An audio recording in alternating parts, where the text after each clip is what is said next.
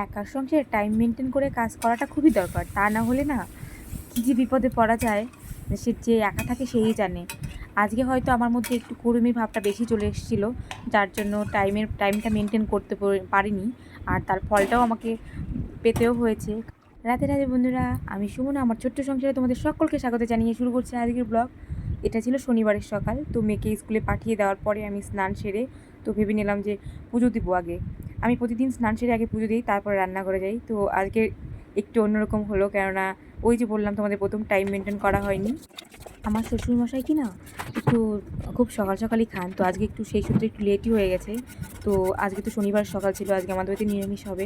তো ভাবলাম সবজিটা পরেই করে নেবো, আপাতত বাবাকে সকালে খাওয়ানোর জন্য কিছু একটা করে নিই। তো চলে এলাম রান্নাঘরে, ভাত বসানো হয়ে গেছে। আর এখানে দেখো ভাত বসিয়ে দিলাম। ফ্রিজ খুলে দেখলাম বেগুন আর পটল রয়েছে, তো ভাবলাম যে বাবার জন্য একটা বেগুন সিদ্ধ দিয়ে দিই, আর পটল ভাজি দিয়ে খেয়ে নিতে পারবে এখনকার মতো।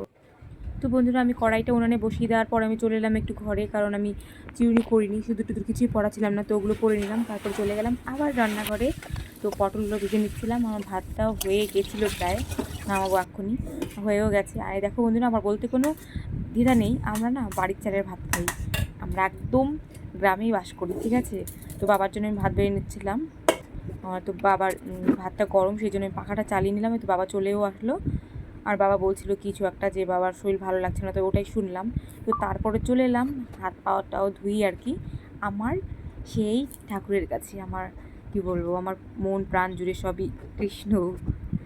তোমার খুব ভাল লাগে কৃষ্ণকে ডাকতে, ভালো মানে খুবই ভাল লাগে কৃষ্ণকে, কৃষ্ণ ছাড়া আমার কিছুই ভাল লাগে না। তো যাই হোক, আমি এখানে পুজো করতে যা যা করতে হয় সেগুলোই করছিলাম, আচমন করে নিচ্ছিলাম।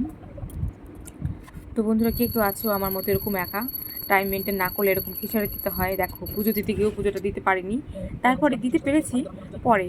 তো এখানে দেখো আমি সূর্যদেবকে জল অর্ঘ্য করে নিলাম, তারপরে চলে এলাম তুলসী দেবীকে, তারপরে একে একে পুজো দেওয়ার শুরু করে নিলাম। তো আজকে যেহেতু শনিবার ছিল, আমি না পুজো দেওয়ার পরে, শনিবার বলে না, বাট আমি প্রতিদিনই পড়ি, সময় যদি পাই, তোমার হচ্ছে হনুমান চালিসা পাঠ করি আমি। তো ওটাই আর কি পড়ে নিব, তোমরা দেখতেই পাবে, সঙ্গে থাকো। তো বন্ধুরা দেখো, আমার পুজো কমপ্লিট। তো এখন আমি প্রসাদ নিবেদন করে নিচ্ছিলাম ঠাকুরকে, তারপরে আমি চলে এলাম রান্নাঘর।